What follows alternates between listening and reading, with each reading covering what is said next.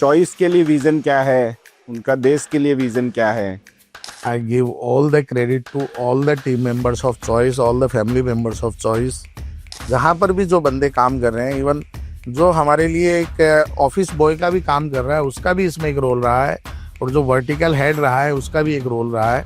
ये जो परिवार शब्द आप लेके आए, इसके पीछे अल्टीमेटली आपका क्या मोटिव था और कैसे आप ये जो कल्चर है इसको एड करते हैं अपने सिस्टम में।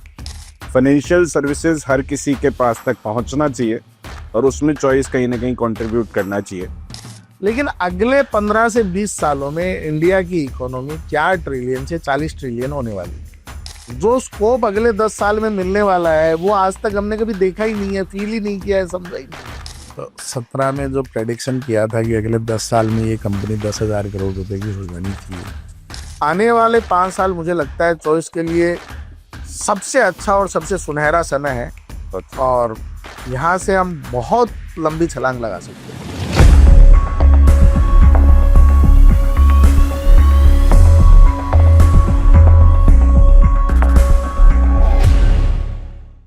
दोस्तों, आज हम एक ऐसी शख्सियत से मुलाकात करने वाले हैं जिसने बिसाऊ से बंबई तक का सफर एक बहुत ही अच्छी जर्नी के साथ किया। लगभग 6,000 लोगों के लिए बड़े भाई, लगभग 6,000 लोगों के लिए मार्गदर्शक, और बहुत सारे लोगों के जीवन में एक चेंज लाने वाले एक ऐसे शख्सियत से आज अपन मिलने वाले हैं। आज हम चॉइस इंटरनेशनल लिमिटेड के मैनेजिंग डायरेक्टर और मेरे बड़े भाई कमल पोद्दार से मुलाकात करेंगे। आज हम उनके कुछ जीवन के पर्सनल और प्रोफेशनल दोनों एस्पेक्ट को छूने की कोशिश करेंगे। हम समझने की कोशिश करेंगे कि उनका चॉइस के लिए विजन क्या है, उनका देश के लिए विजन क्या है, वो एक परिवार को किस तरीके से संभालते हैं, और कुछ चुलबुले से सवाल भी जहां हम उनकी पर्सनैलिटी को असेस और पर्सनैलिटी को भी एंजॉय करने की कोशिश करेंगे। सो ऑन दिस थॉट मैं वेलकम करता हूं इस पॉडकास्ट में कमल जी पोद्दार का। Thank you. सो कमल भैया, आज हम लगभग 7-8 साल बाद एक वापस से एक पॉडकास्ट, एक टाउन हॉल कर रहे हैं। 25 जनवरी 2017 को अपन ने एक पॉडकास्ट किया था, और मैं सबसे पहले, मुझे आज भी याद है कि जब अपन वो पहला टाउन हॉल, पहला पॉडकास्ट चॉइस की ऑफिस में कर रहे थे, उस समय आपने एक चॉइस के लिए एक लक्ष्य रखा था, आपने टारगेट दिया था। उस समय शायद जितना मुझे याद आ रहा है, उस समय अपना चॉइस इंटरनेशनल लिमिटेड का मार्केट कैप लगभग 40 करोड़ था, और आपने उस समय लक्ष्य दिया था कि हम 10,000 करोड़ का मार्केट कैप अचीव करेंगे। बहुत सारे लोग जो वहां थे, बहुत सारे लोग जो हमें सुन रहे थे, उनके लिए वो एक सपना था, उनके लिए वो एक ऐसा वाक्य था जो शायद उनको लगता था कि नहीं हो सकता। आपका सपना था, आपका यकीन था, और आज जब अपन 18,000 करोड़ पे हैं, सबसे पहले तो यही जानना चाहूंगा कि क्या ऐसी चीज थी उस दिन जो आपको वो 10,000 करोड़ का मार्केट कैप इतना क्लियरली विजिबल था। इस दौर की लर्निंग, इस दौर की चीजें थोड़ी बताइए। अरुण, मैं 99 को मुंबई आया था, और 2009 में जब चॉइस चालू की थी, उस दिन से ये क्लियर था कि हमें एक ऐसा ऑर्गेनाइजेशन बनाना है जो न केवल हमारे साथ साथ बल्कि हमारे जाने के भी 100-200 साल तक चले और इस देश की ग्रोथ में पार्टिसिपेशन करे। नंबर्स हो सकता है उस दिन नहीं पता था कि 5,000 करोड़ ठीक है कि 10,000 करोड़ ठीक है कि 50,000 करोड़ ठीक है, लेकिन विजन ये था कि हमें एक ऐसा ऑर्गेनाइजेशन बनाना है जो आने वाले यंग प्रोफेशनल्स के लिए एक बड़ा प्लेटफॉर्म बने और वो देश की ग्रोथ में पार्टिसिपेट करे। 2009 से लेके 2017 तक का टाइम था, that was the most struggling time for a organization called choice, क्योंकि जब आप एक नया ऑर्गेनाइजेशन शुरू करते हो, नया सेटअप शुरू करते हो, तो आपको बहुत सारे चैलेंजेस से गुजरना पड़ता है, बहुत सारी चीज़ों से आपको निकलना पड़ता है। रेगुलेटरी चैलेंजेस भी होते हैं, फाइनेंशियल चैलेंजेस भी होते हैं, टीम बिल्डिंग के भी चैलेंजेस होते हैं। तो 2017 तक जाते जाते ये समझ में आया कि पिछले 9-10 साल में जो मेहनत करी है उसके रिजल्ट अब आएंगे। जो टीम बनी है वो अब परफॉर्म करना शुरू करेगी, और जो लक्ष्य हमने तय किए हैं उनके अब रिजल्ट्स आने दिखने शुरू हो जाएंगे। तो उस समय मैंने ये लक्ष्य दिया था कि आज हम 25 जनवरी 2017 में बात कर रहे हैं, और 25 जनवरी 2027 के पहले हम 10,000 करोड़ की कंपनी होंगे। We are very fortunate, and I give all the credit to all the team members of choice, all the family members of choice, जो न केवल यहाँ बॉम्बे ऑफिस में बल्कि पूरे देश विदेश में जहाँ भी हमारी ऑफिसेज है, जहाँ पर भी जो बंदे काम कर रहे हैं, इवन जो हमारे लिए एक ऑफिस बॉय का भी काम कर रहा है उसका भी इसमें एक रोल रहा है, और जो वर्टिकल हेड रहा है उसका भी एक रोल रहा है। तो thanks to all the choice team कि जिसने उस लक्ष्य को समय से पहले हासिल किया, और अब हम यहाँ से नए लक्ष्यों की ओर आगे बढ़ रहे हैं। तो सबको बहुत बहुत बधाई उसके लिए। सो कमल भैया, लक्ष्य, नए लक्ष्य पे आने के पहले जब हम बहुत बार बात करते हैं, हम चॉइस को एक परिवार बोलते हैं। सो मैं आपसे ये समझना चाहूंगा कि ये परिवार से आपका अल्टीमेटली मीनिंग क्या है, और आप किस तरीके से इन चीजों को जुड़ाव फील करते हैं कि आप एक कॉरपोरेट ऑर्गेनाइजेशन को भी एक परिवार की तरह मानते हैं, और किस तरीके से इन चीजों को चलाना चाहते हैं। तो ये जो परिवार शब्द आप लेके आए, इसके पीछे अल्टीमेटली आपका क्या मोटिव था, और कैसे आप ये जो कल्चर है इसको इनकलकेट करते हैं अपने सिस्टम में? अरुण, मेरे जीवन में दो लोगों का प्रभाव सबसे ज्यादा रहा। एक पापा का और दूसरा सुनील भैया का। जब मैं 99 में बॉम्बे आया तो शुरुआती जीवन जो भी रहा, तो उस समय शायद थोड़ा छोटा था, लेकिन बिसाऊ में जब थे तब भी कुछ न कुछ लीडरशिप रिलेटेड चीज़ें करते रहते थे।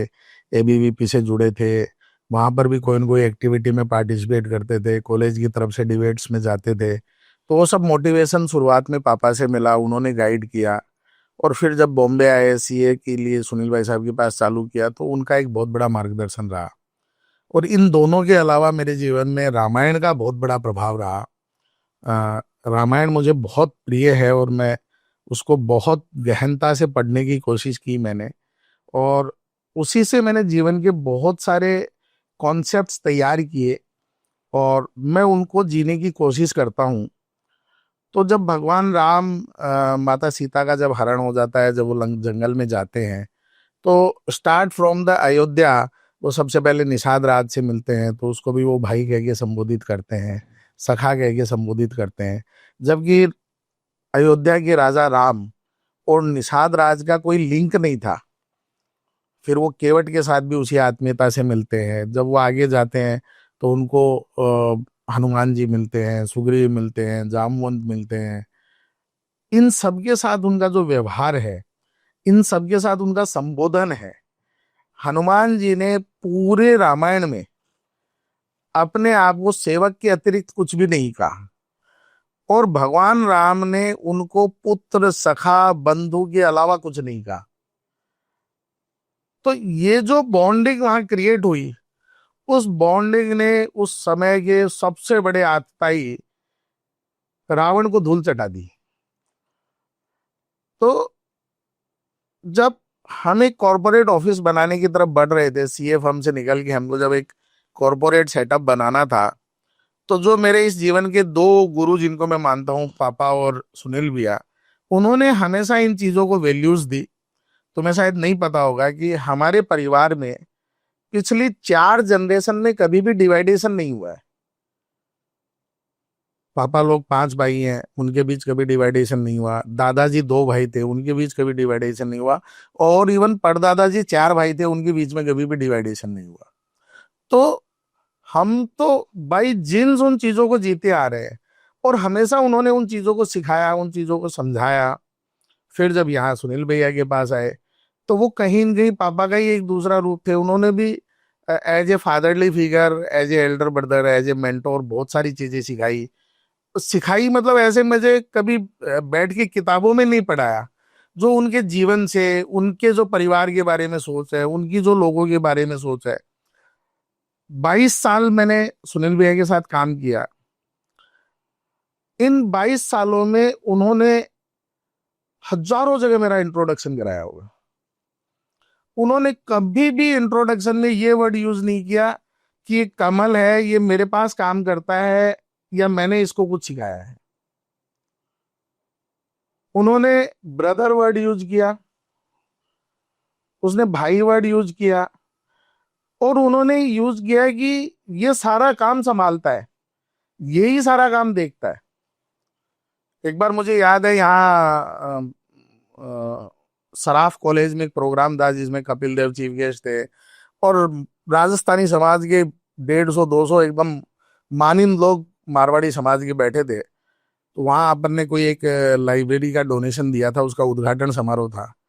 तो भैया भी डायस पे थे, उनको बोलने का मौका मिला वहाँ पे।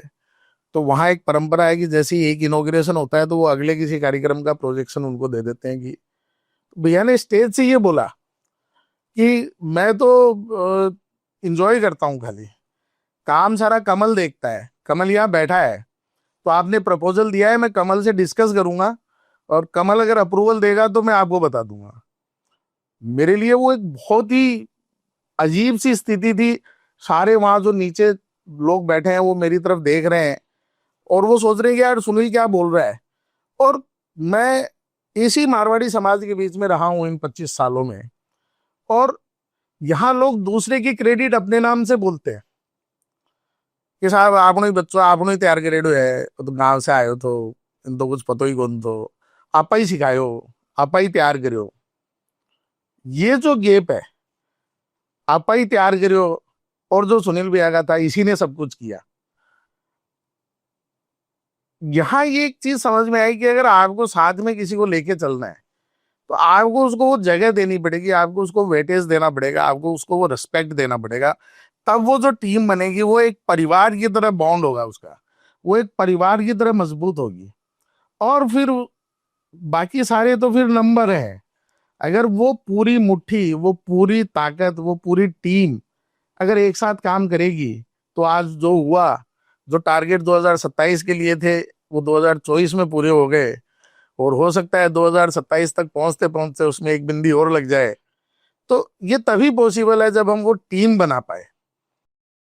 तो सो मुझे हमेशा लगता है अगर अगर अपन इसको इस तरीके से करें तो जर्नी 18,000 करोड़ तक की अभी तक की सेटिस्फैक्ट्री है, या एक 6,000 लोगों का एक परिवार का मुखिया या एक परिवार का एक अहम मेंबर होना ज्यादा सेटिस्फैक्ट्री है? 6,000 लोगों की एक एंथुजियास्टिक और डेडिकेटेड टीम के साथ काम करने का जो सेटिस्फेक्शन है वो सबसे ज्यादा है। आपने बताया कि रामायण आ, एक ग्रंथ आपको बहुत मोटिवेट करता है, उससे आपको बहुत कुछ सीखने को मिलता है। एज ए लीडरशिप आप क्या चीजें ऐसी देखते हैं उनके अलग अलग पात्रों में जो आपको लगता है कि एज ए टीम हर किसी में उस तरीके की सी क्वालिटीज होनी चाहिए? देखो, जो रामायण से जो चीजें सीखते हैं वो तो है ही है। हर आदमी के लिए उसको जीवन में उतारना बहुत मुश्किल होता है, लेकिन सीखना और समझना चाहिए सबको। अगर हम इसको लीडरशिप से अगर जोड़ के देखते हैं साथ में, तो सबसे इंपॉर्टेंट है क्यूरियोसिटी। भगवान राम जब वन में गए तो उनके पास एक बहुत सिंपल सा ऑप्शन था। उनको वनवास मिला था कि अयोध्या के बाहर रहना है, जंगल में रहना है। वो अयोध्या से 10-5 किलोमीटर बाहर जाके कुटिया बना के 14 साल रह सकते थे, और 14 साल बाद वापस आ जाते, ला भाई मेरा राज दे वापस थे।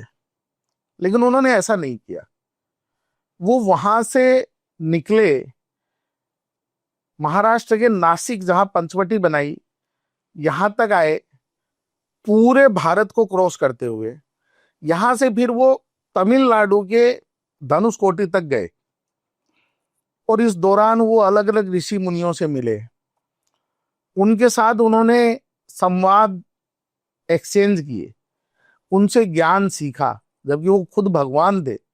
लेकिन चूंकि वो मानव जीवन में थे, वो मर्यादा में थे, तो वो एक एक वो ऋषि अत्रि से मिले, ऋषि भरद्वाज से मिले, सरभंग ऋषि से मिले, अगस्त्य ऋषि से मिले, और इन सब से उन्होंने बहुत सारे वार्तालाप किए, इन सब लोगों से ज्ञान अर्जन किया, अपनी जो क्यूरियोसिटी थी उस क्यूरियोसिटी को शांत किया। तो आज के लीडर्स में एक मैं सबसे ज्यादा अभाव जो देखता हूं वो ये है कि थोड़ी सी मेहनत के बाद वो ये मानने लग जाते हैं कि हमें सब कुछ आने लग गया है। तो जो नया जानने के आपके अंदर का जो बच्चा है वो कभी भी नहीं मरना चाहिए। आपको रोज कोई न कोई बात नहीं सीखनी चाहिए, सीखने की कोशिश करनी चाहिए। और जिस फील्ड को आप लीड कर रहे हो या जिस फील्ड में आप काम कर रहे हो उससे रिलेटेड तो जहां आपको सत्संग करने को मिले, जहां आपको बात करने को मिले, जो समय आपको चर्चा करने को मिले उसको आपको यूज करना चाहिए। वो एक बहुत बड़ा गेप है जो हमें लगता है। दूसरा, टीम बिल्डिंग। जब तक हमारे दिमाग में इंप्लॉय और एम्प्लॉयर रिलेशन रहेगा ना, तब तक हम वो डिजायर्ड रिजल्ट निकाल ही नहीं पाएंगे।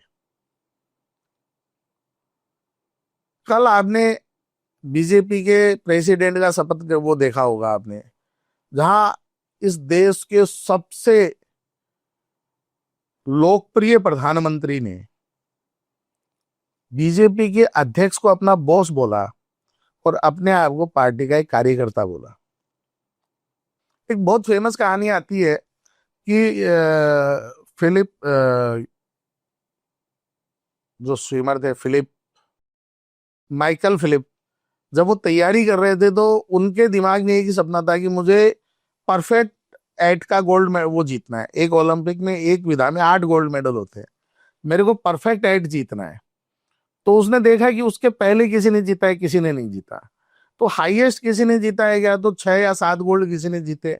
तो जब उसने उसकी स्टडी की तो उसको समझ में आया कि वो बंदा 8 घंटे रोज तैयारी करता था। तो उसने कैलकुलेशन करी कि 8 घंटे अगर मैं रोज तैयारी करूंगा तो मैं तो इतना ही पहुंच पाऊंगा, मुझे इससे ज्यादा जाना है तो मुझे 16 घंटा रोज तैयारी करनी है। और वो माइकल फिलिप लगातार 4 साल 16 घंटा स्विमिंग पूल में उसने तैयारी करी, ना संडे, ना सैटरडे, ना हॉलीडे, ना न्यू ईयर, नथिंग।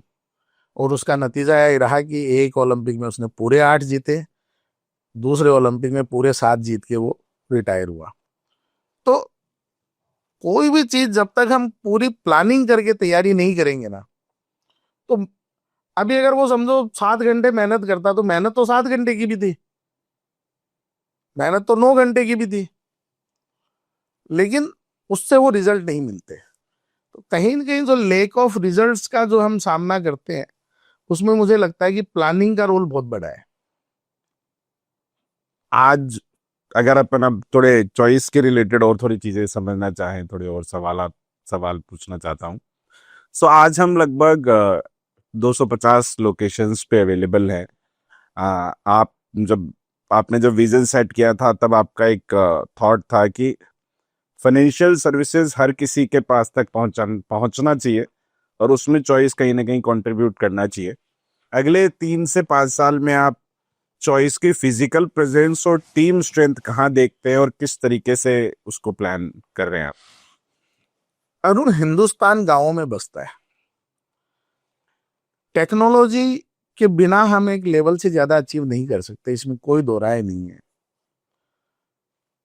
और पिछले 15 सालों में बहुत सारे टेक्नोलॉजी प्लेयर आए जिन्होंने डिस्ट्रप्टिव मॉडल तैयार किए, उन्होंने बाजार से हटके चीजें तैयार करी और वो आज एक बहुत अच्छी साइज पे बैठे हैं, इसमें कोई दो राय नहीं है। लेकिन उसके आगे क्या? आज भी पूरे हिंदुस्तान में केवल 20 करोड़ लोग इक्विटी मार्केट से जुड़े हुए हैं और लोग तो 10 करोड़ जुड़े हुए हैं, अकाउंट 20 करोड़ है। 100 करोड़ वोटर है हमारे हिंदुस्तान में। मतलब 18 साल से बड़े जो खुद का डिसीजन ले सकते हैं ऐसे 100 करोड़ लोग हिंदुस्तान में हैं। उसमें से केवल 10 करोड़ लोग हैं जो कैपिटल मार्केट जुड़े हुए हैं, केवल 5 करोड़ लोग हैं जो म्यूचुअल फंड से जुड़े हुए हैं। और जब हम सब आज विकसित भारत की बातें कर रहे हैं, और न केवल बातें कर रहे हैं, अब वो विजन दिखने लगा है कि हम विकसित भारत बनेंगे। हो सकता है कि जो टारगेट 25 साल का लिया गया है उसमें 30 साल लगे, लेकिन अगले 15 से 20 सालों में इंडिया की इकोनॉमी 4 ट्रिलियन से 40 ट्रिलियन होने वाली है। तो अगर मैं इसको इस तरीके से प्रेजेंट करूं कि हमारे लिए स्कोप जो है वो 36 ट्रिलियन का है, जो आज तक काम करने वाले किसी भी हिंदुस्तानी ने कभी देखा ही नहीं है। जो स्कोप अगले 10 साल में मिलने वाला है वो आज तक हमने कभी देखा ही नहीं है, फील ही नहीं किया है, समझा ही नहीं है। वो स्कोप अगले 10 साल में अवेलेबल है। स्कोप अवेलेबल है, देश ग्रोथ पाथ पे बढ़ रहा है, लेकिन देश का कुछ एक डीएनए है।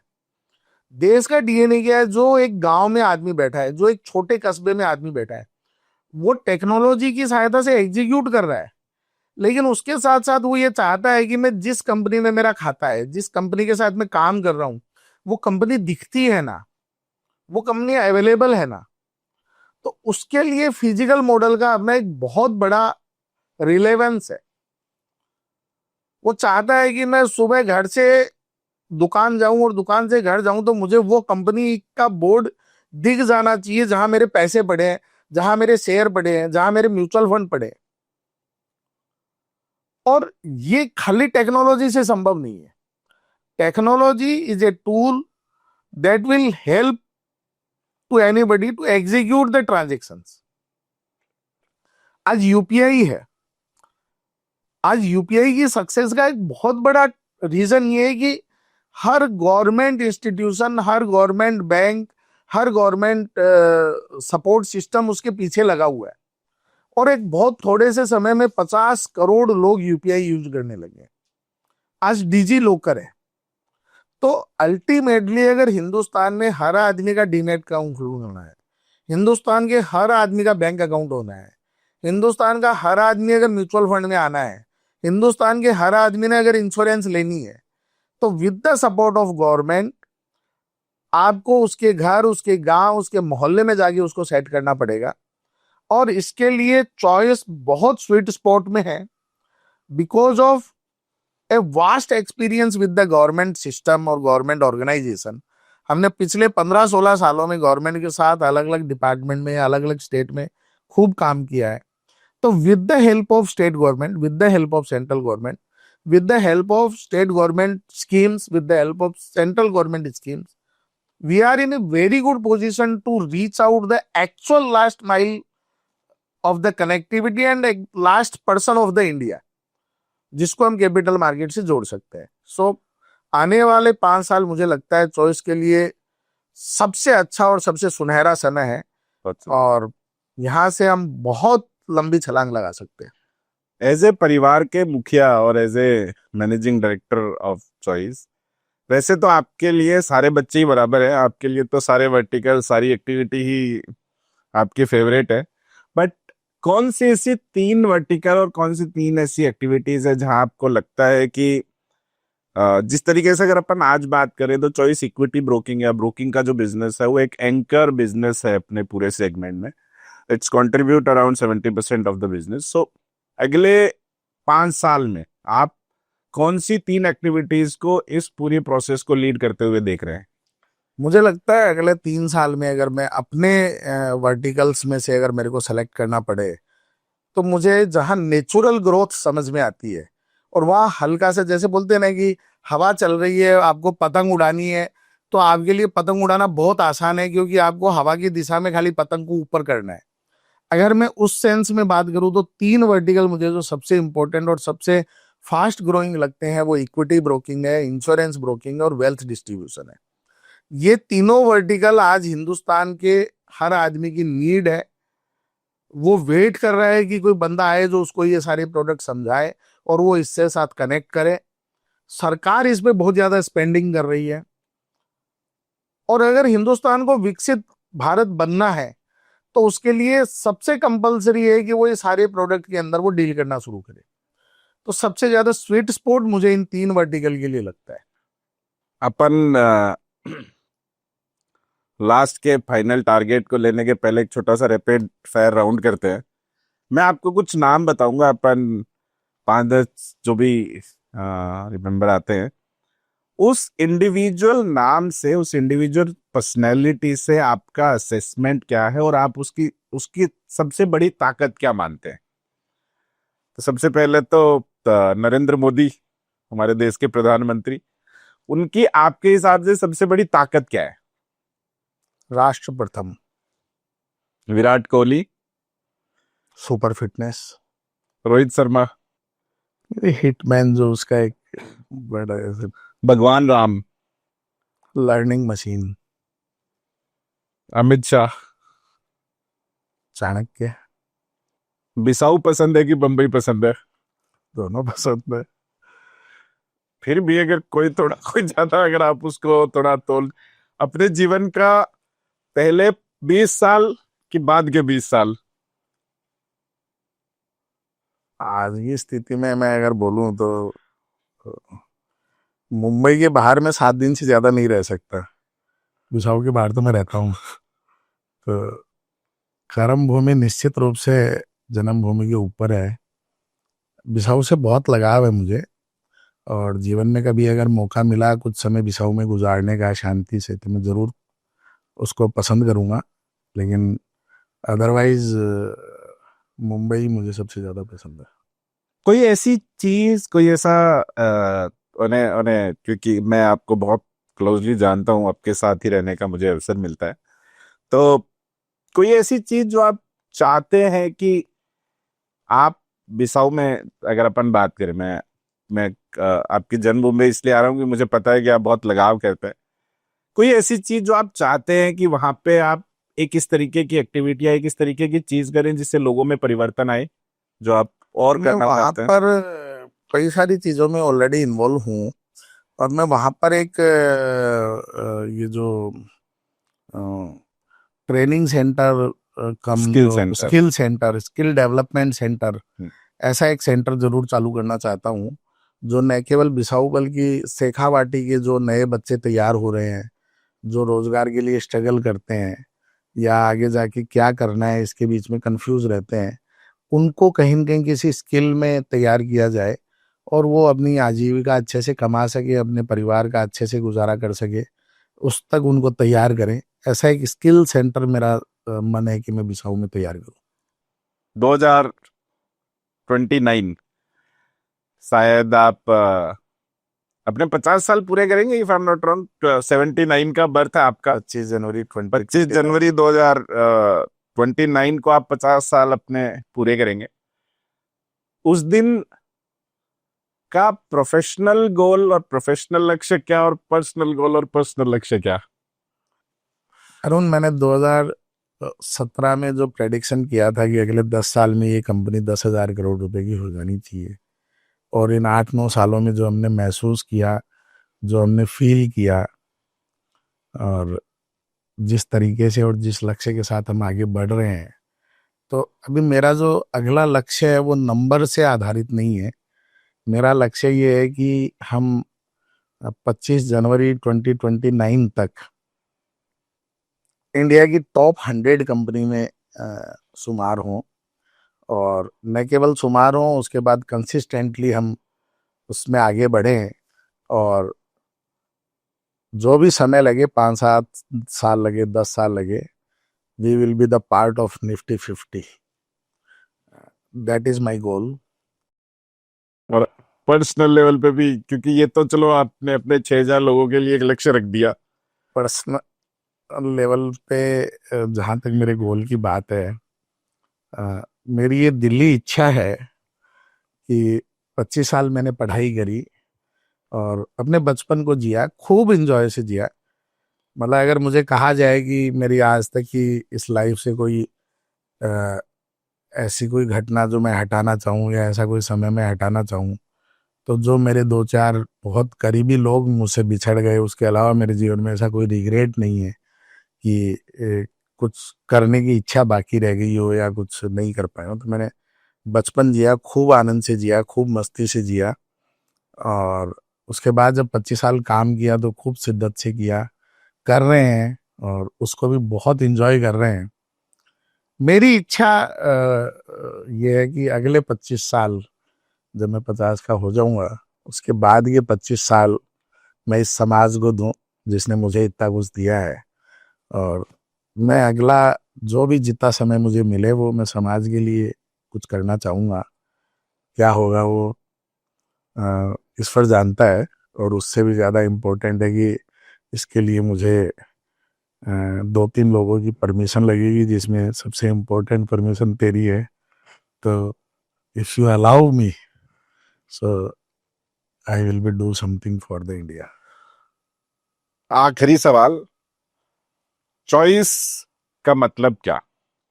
आज से 15 साल, 20 साल, 25 साल बाद जब ये हिंदुस्तान की इकोनॉमी की बात हो, जब भी हिंदुस्तान में बीएफएसआई सेगमेंट की बात हो, उसमें चॉइस की बात जरूर होनी चाहिए। हमारा लक्ष्य केवल पैसा कमाना नहीं था, हमारा लक्ष्य केवल वेल्थ बनाना नहीं था, और न आज है। And I will promise you कि चॉइस के जितने भी शेयर मेरे नाम से हैं, उसमें से एक शेयर भी मेरे जीते जी कभी नहीं बिकेगा। और हो सकता है कि उसकी जो वेल्थ है वो कभी न कभी देश निर्माण के ही किसी काम में आएगी वो। लेकिन चॉइस हिंदुस्तान का एक ऐसा ऑर्गेनाइजेशन होना चाहिए जो कहीं न कहीं हिंदुस्तान को रिप्रेजेंट करे। आज जब हम बात करते हैं एप्पल, तो सामने आता है अमेरिका। जब हम बात करते हैं गूगल, तो सामने आता है अमेरिका। जब हम बात करते हैं सोनी, तो सामने आता है जापान। जब हम बात करते हैं सैमसंग, तो सामने आता है कोरिया। ऐसे ही जब कभी बात हो कि चॉइस, तो उसको पता होना चाहिए कि हिंदुस्तान की कंपनी है और देश निर्माण में अपना सबसे बड़ा कंट्रीब्यूशन दे रही है, और choice will be A national asset. ये मेरा अल्टीमेट गोल है, विजन है, मेरा विश्वास है। और जो टीम मेरे साथ काम कर रही है, और स्पेशली यू एंड सारे यंग बच्चे जो काम कर रहे हैं, तो मुझे नहीं लगता कि मेरे इस विश्वास में कहीं भी कोई 0% भी कोई गैप रहेगा। तो दोस्तों, आज हमने कमल भैया के साथ एक non scheduled, non plan, non filtered uh, एक पॉडकास्ट, एक टाउन हॉल करने की कोशिश करी। हमने उनके पर्सनल, हमने उनके प्रोफेशनल एस्पेक्ट को छूने की कोशिश करी। वो जहाँ से सीखते हैं, हमने उसको सीखने की कोशिश करी। वो हमारे लिए चॉइस के लिए क्या सोचते हैं, देखते हैं, उसको समझने की कोशिश करी। और मैं बोल सकता हूँ कि इसको जब हम सब सुनेंगे तो हर कोई इस चीज के लिए मोटिवेट होगा कि चॉइस अल्टीमेटली एक नेशनल एसेट बने और उस तरफ अपने प्रयास करे। हम पूरी टीम मिलके प्रयास करें। और मैं आपके 47th बर्थडे पे आपको बहुत बहुत शुभकामनाएं देता हूं। और हम सब चॉइस परिवार मिलके ये उम्मीद करते हैं कि आप ऐसे ही हमेशा खुश रहें, हमेशा अपनी लाइफ को एंजॉय करें, और हमें एज ए बड़े भाई, एज ए मार्गदर्शक, एज ए मेंटोर आप हम सबको सिखाते रहे, हम सबको आगे लेके चलते रहे। आपने कहा कि 50 के बाद आप अ, समाज निर्माण में अपना योगदान देना चाहेंगे, वो अपन उसी दिन डिस्कस करेंगे। अभी तो अपन चॉइस के लिए लगते हैं और चॉइस का ही निर्माण करते हैं। Thank you. Thank you.